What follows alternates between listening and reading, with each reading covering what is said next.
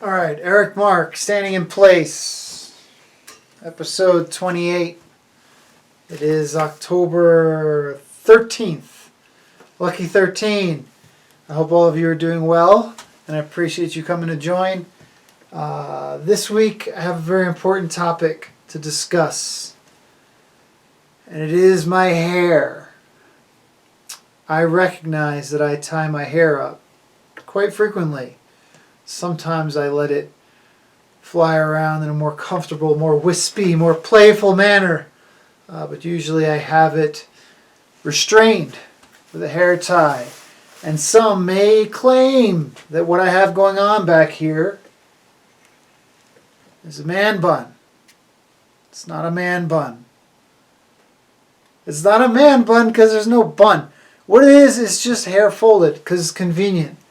And I like having a bunch of hair, and for now, this is the way that I've chosen to restrain it. And I've gone through this cycle several times.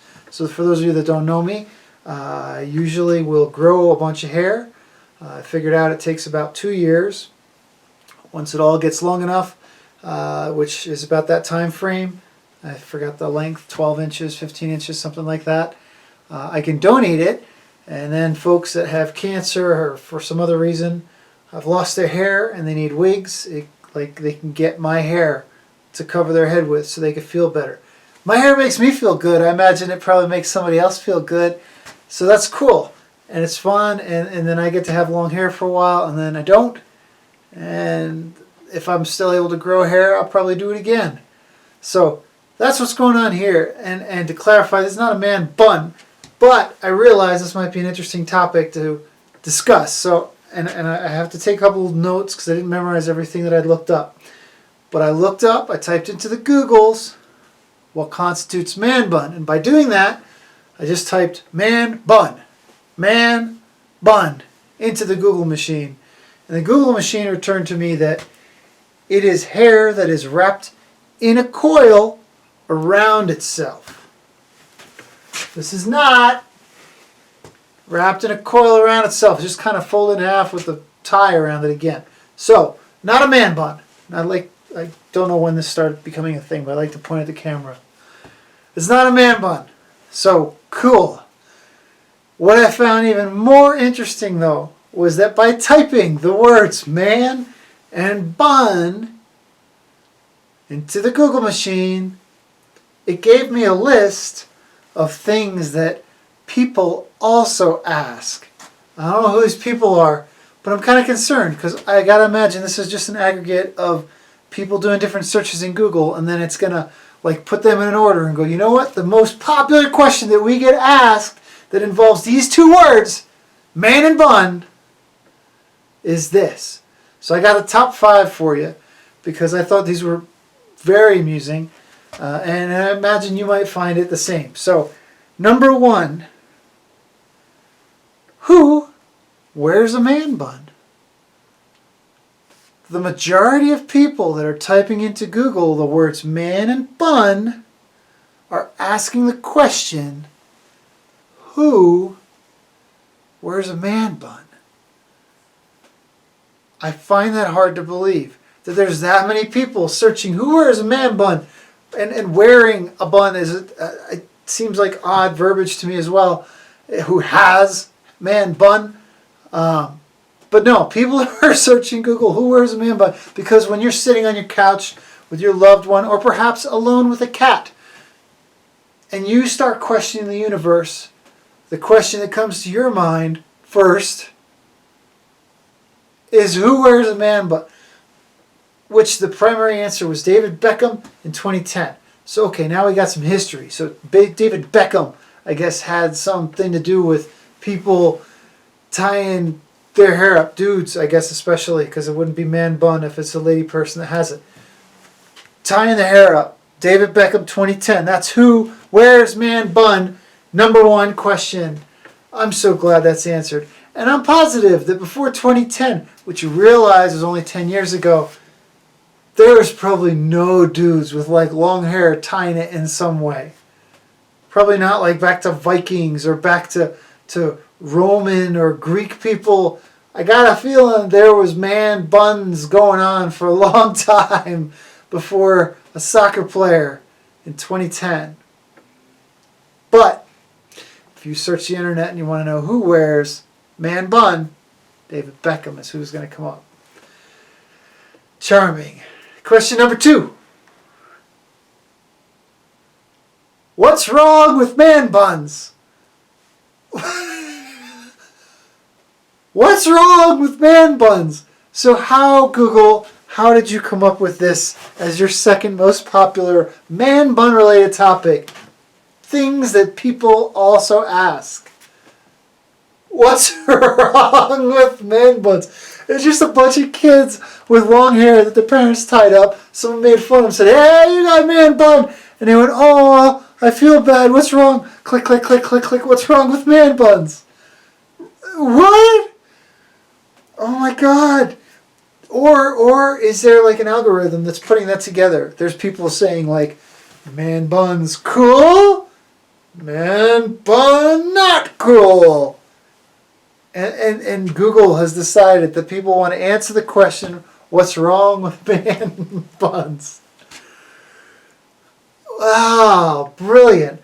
That's so, oh my God, that's so amusing to me that would be the second most popular question that's being asked with those two words, man bun. And you realize nothing's come up yet where like a man is getting like a cinnamon bun, because like those words being together doesn't seem that strange. Like man with cinnamon bun has diabetes.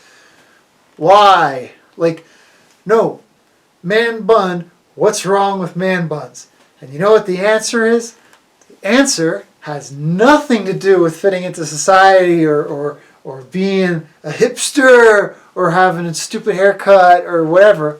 No, the reason, or at least what shows up in that first little blurb, because I did not go further, didn't feel like it was warranted. What's wrong with man buns? It pulls traction on your hair follicles and can cause follicle death. Follicle death. That's what's wrong with man buns. What's wrong with man buns is follicle death, because you're killing all the follicles. If you kill the follicles, there's not going to be any hair. There's not going to be any hair to bun. That means the hair cannot be bunned into a man bun or a female bun, because you pulled too much traction on the follicles, killed them all, and now all the hair's dead. Now you're just bald. That's what's wrong with man buns. You're killing follicles. The follicle death of 2020. People are pulling their hair too tight because they're stressed out about the election, and all the follicles died. It wasn't about who took over Congress or what seat they filled in the Supreme Court. It was about the follicle death. That's what happened in 2020. Not the virus. Follicle death. I got like finger guns. I got to stop that habit. All right, number three, because we're going to do 5. Number 3, who started the man bun? This is the third most popular question, which is interesting to me that would then be separate from the first question, which was who wears man bun, which has already been answered, David Beckham 2010. But apparently this question, who started the man bun, had a slightly different group of answers and somehow started beyond 2010. It was like 2013, and it said that Joaquin Phoenix and Jared Leto were people that started man bun. Man bun. This sounds like pork bun. This sounds like dim sum. That's what it sounds like to me. Just really terrible. I wouldn't want man bun on dim sum. No thank you. No thank you at all. So Jared Leto, Joaquin Phoenix, 2013. I still got a problem believing that this is like in the last 10 years. That's the first time that dudes are folding their hair up. I don't think that's accurate. I really don't think that's accurate, because like for a long time, dudes had a lot of hair, because like cutting hair meant you had like a sharpened stone and you just kind of lopped off a chunk of it and then managed something with the rest. So what came first, the hair tie or the hair cut? I guess is the question you would need to answer. This is the mental treadmill. These are the ideas that we explore together on Tuesday nights. we try to determine what came first, the hair tie or the haircut, because then that would then give us a timeline of when dudes were tying their hair up, therefore potentially being accused of having man buns, which are not good because of follicle death. Which one was that? That was number 3. So we got 2 left. Number 4, very introspective question. How long to grow a man bun? Also a ridiculous question. Who's typing this into Google? Who's sitting at home with a shaved head going, man, I really would like that clump of hair that I could get made fun of and be accused of man bunning. How long will it take me to get there? How long to ridicule? The answer said less than 12 months. Great answer. As soon as you have like 1.5 inches of hair, you could like make a little thing out of it. So that seems like another ridiculous question. Assuming you have healthy follicles that haven't been deathed, you can grow yourself your man bun, which you realize is different than what I have, in less than 12 months. That's very nice. That's very nice. And the 5th and final, people also ask, that showed up, was what does a man bun say about you? What does it say about you? I also have been very curious that when I am accused of having man bun and not just hair fold, what does that say about me? What does the rest of the population feel I am trying to convey just by tying hair up so it's not in my face? I mean, I kind of like the profile of my head. I've got an egg-shaped head. It's accentuated because I got a bunch of beard right now. And if I have my hair all out, I look like a big monster, big hairy hippie monster or something. Someone walking out of like Burning Man. I was just camping this weekend in Moab. I got covered in dust and dirt and couldn't shower very well. So everything was sticky and puffed out. My beard was like gummed up with dirt bite gas fumes and dust and breakfast. So I felt very earthy. And to tie it up, and those of you that are bunning it up, I understand there's a very practical reason. Because like for me, I'll start a day with hair not tied up. I'll start doing something, hair goes on my face, I'll tie it up. But yeah, it still feels good to have a bunch of hair. So this is the line that I walk, and this is why I look the way that I do. I'm not trying to convey all kinds of other ancillary motivations, which seems to be what at least this thing says. And it says that a person with a man bun is trying to be carefree. I can't pretend to convey that. I so much wish I was a carefree person, and I'm so not a carefree person. I think about way too much crap. I worry too much. I process things too much. I try too hard to understand crap that I probably have no business even working on. Carefree is not something I'm going to successfully convey by tying my hair around itself. Actually, that sounds like a pain in the ass. The other note that I saw in there I thought was very amusing. It said, the man. I put the drama on the wrong. I put the emphasis on the wrong syllable. The man bun hipster. The man bun hipster. So damn it, I'm a hipster now apparently. The man bun hipster. I love that accusation too. I'm old enough and I've been around enough that that's just amusing. I know for the most part what I am, and a hipster's probably not the word. The man bun hipster understands women and at least the struggles they go through, like taming their locks on a daily basis. So though I take I argue that you're going to accuse me, or at least the Google, because I typed in the words man and bun, is going to accuse me of being a man bun hipster. I will say that I do understand the struggle of long hair, which, like, that's not even always women. There's plenty of women that, like, have short hair or shave their heads and stuff like that too now. So that's not necessarily a thing. But I do find myself sometimes providing a hair tie to a lady person that has hair out of control, and I've bummed them off of them too. So I do. There is a little slight correlation. There's a little piece that we get to understand. Us long hairs, us hair farmers.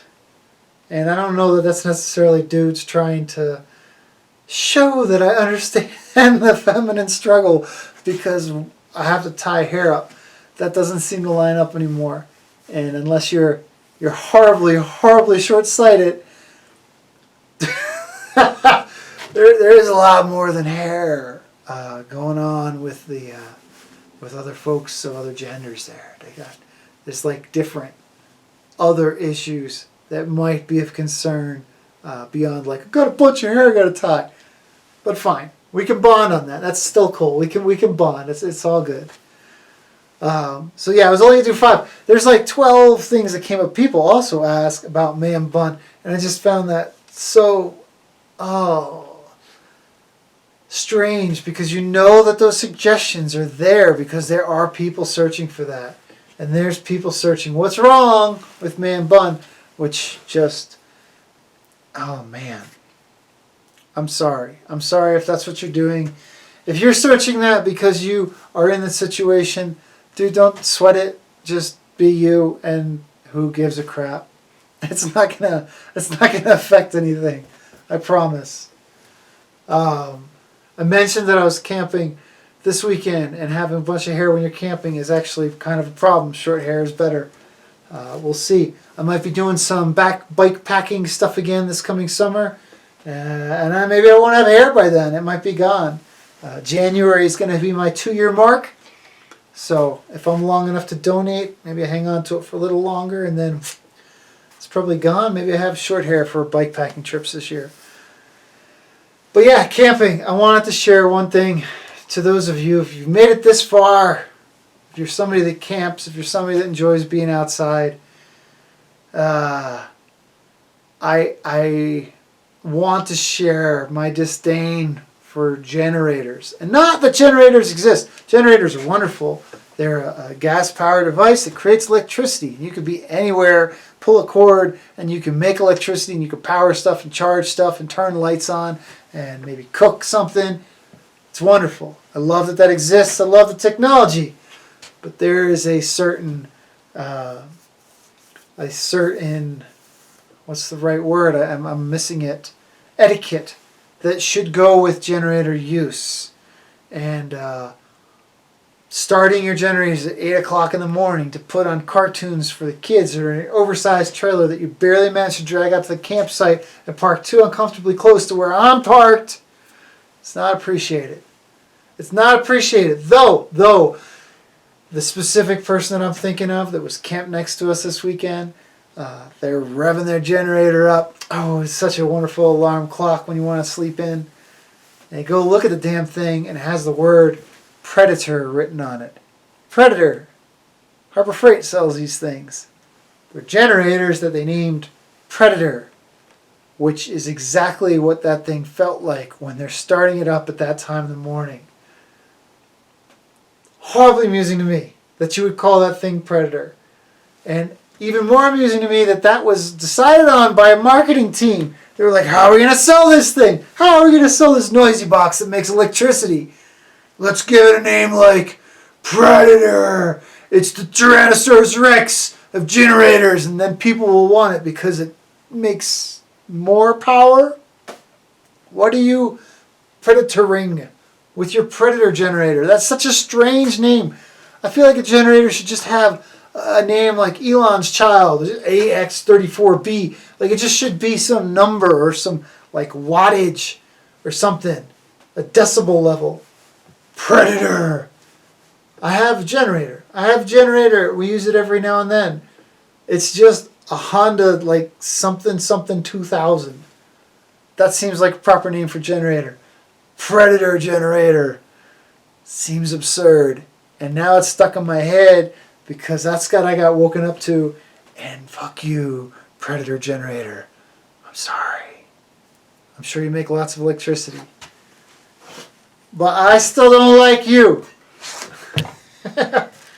Alright. That's all I wanted to share with you tonight. We're coming up on getting your votes in. We're in Colorado, and I know my stuff just showed up in the mail. So go fill it out and get it in that damn box. Get your vote counted. Probably the most important thing happening right now.